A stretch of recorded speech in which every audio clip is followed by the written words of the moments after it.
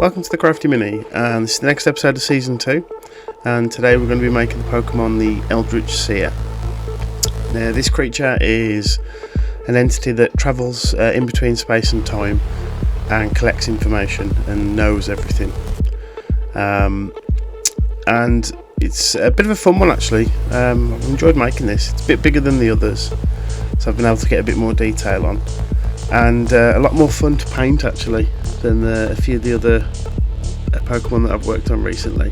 So yeah, this was an absolute joy and a nice refresher to go for. So you notice the clay's a bit of a different colour, so I'm using Fimo Soft for the first time, just seeing what it's like. It's not bad, it's a lot easier to work with than the Super Sculpey, but I have noticed that the detail comes off it quite easily while you're handling it, so it needs to be baked more often I think. But other than that, it's a nice clay.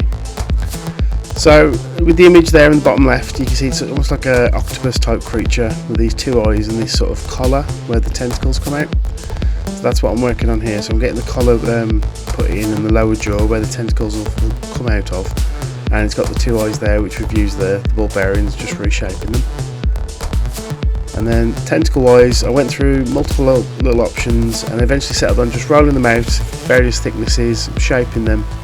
And you can see here, just popping them on some of the aluminium foil. Then do some texture work on them and we'll get that in the oven to bake. Now the headpiece I had to go back and forth a few times to cook and reshape because I wasn't completely happy with it, so I added a few extra bits on and blended them in. But it's effectively just a ball over a ball of aluminium foil and some masking tape. Right, so while that's in the oven, we're going to work on the base. So we're doing this very similar to what we did with the Mine Fairy and with Sally herself. So just hot glue gun, some wire, shape it all off, and then just start adding sort of ripples into this. And when this dries, it'll dry opaque and we can paint it all up. I add a bit onto the stick on the actual wire piece that's going to hold it up. And you'll see here I've made like a webby, stringy effect. Now when it came out of the oven, I realised, oh, how am I actually going to fit these tentacles on without them sort of, because if it bakes in the oven and the tentacles fold off, I won't have any way of controlling it. So I thought, right, we'll use hot glue gun, because when that dries, it'll look like sort of mulching flesh and tentacly bits anyway. So you'll see here that I go through, I glue it all on. I've made a few two little divots in the side of the clay just for them all to fit. And I keep adding bits onto the base, and this is just to give it a bit more, just something a bit different, a bit of texture. Hello? Oh, yeah. Sorry about that. Phone call from Just How Luck Gaming. Apparently Sally's reappeared. If you saw the last video, you noticed that she's buggered off, and she's now running around in the internet, messing about with their games. So for anyone who's a fan of Sally, go over to Just How Luck Gaming and Divinity Omen, because she's messing around with 7 Days to Die for some reason. If she ends up in your computers or doing anything, contact me, leave a comment and we'll sort it, because I need to get her out of the internet. She's going to be an absolute danger to everyone. Oh dear. Right, on to painting. So initially base coated it blue and put a wash on. I wasn't happy with the finish at all.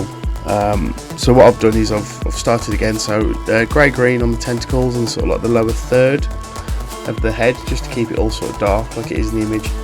And then we'll go in and do those dots on top to try and give it a bit of iridescent and almost as if it's like stars and things on the actual seer's head itself. And then with this German grey, what I do is I add a bit of blue and I start blending it up to the dome of the head, working my way through in layers, just so you get a nice graduation before we start adding the purples and the reds and the whites that you can see there on the image. But the actual finished product of this, I'm really happy with it actually. It's a really nice miniature. It's something different. I think because it looks a little less Pokemon-y than the others. Maybe that's why. And it's given me an idea for something I want to do. It's just a one-off, nothing to do with the season, but a project I can work on later on, which we'll see. So keep an eye out for that. So colour-wise, going in with a stipple brush and just adding a few red blotches, like you can see in the image there, keeping it as close to it as I can. And I give the base a red coat because that's going to get some colour shift paints later on. Then I start going in with this lilac-y purple. Same sort of thing, but there's a bit more of a pronounced area, and just going on a bit random. If I go over reds, it's fine, because to be fair, it'll probably get covered with the blue anyway. But just adding texture and depth of colour like we did with the texture goblin in season 1. And you see it's starting to take shape now. Now with the light blue, so this is the majority of the area, and this will blend into the purple and the reds on the previous layer. So I'll go in a bit more with this, and just start dabbing it all over where I want the pronounced sort of the highlights to be on the top of the dome of this head.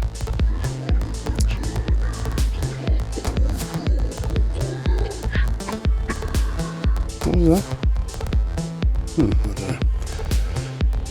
Right, so onto the white. So starting off with an off-white, then going into a pure matte white, and again just dibbling this on all over, and then I'm just going to be blending it into the blue and the purple and the red, and it'll slowly work its way down. So you should get this effect that the top of the head's in like really bright light, and that's what's showing off all these little lights and colours into the darkness of where the tentacles are. So with the eyes, quite a simple one, bright white, and then this white I'll actually use on the last layer on top of the head as well. But a really simple paint job on this, and then all I do at the very end is just dry brush the dark skin up a little bit, just to make it pop a bit more. So I'll start adding more of this bright white all over now on the extreme sort of tops of where the head is, just to make that pop more. Then in with the colour shift paints. So there's a red one, it's called Nebula Copper. So I've popped that all over the base where the hot glue has dried now, and that initial red base coat, and all up to the stand that's holding the creature up. And it comes out quite nice in the end actually. It's I do like these colour shift paints.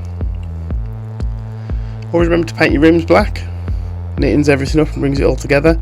And I've just put, you can see there the bottom half is a little bit wet, so I've just had a very thin down black paint just to darken it down a bit more, so there's more contrast between the lower half of the head and the upper part. And all in all, it comes out quite nice. And then for the final bit, so if you it takes a while to dry, getting into just some of the white paint, and I'm going in with a brush and just dabbing on massive blobs of this now, you'll see. And I go in, get another blob of paint. This will dry, and it'll actually the paint will dry with mounds on top, so it adds a bit more to the silhouette. I could probably have done more of this and maybe use some UV resin, something I'll look at in the future, but overall it comes out okay. And that was the ELDRITCH SEER. So thank you very much for watching. As I say, if anyone sees Sally, just get her back for me, let me know, and I'll try and grab her. But we'll see you on the next episode. We're going to go back and do some simple miniature painting. I've got another present I've got to make, and then we've got something a little cool to join with the crafty mini mushroom man.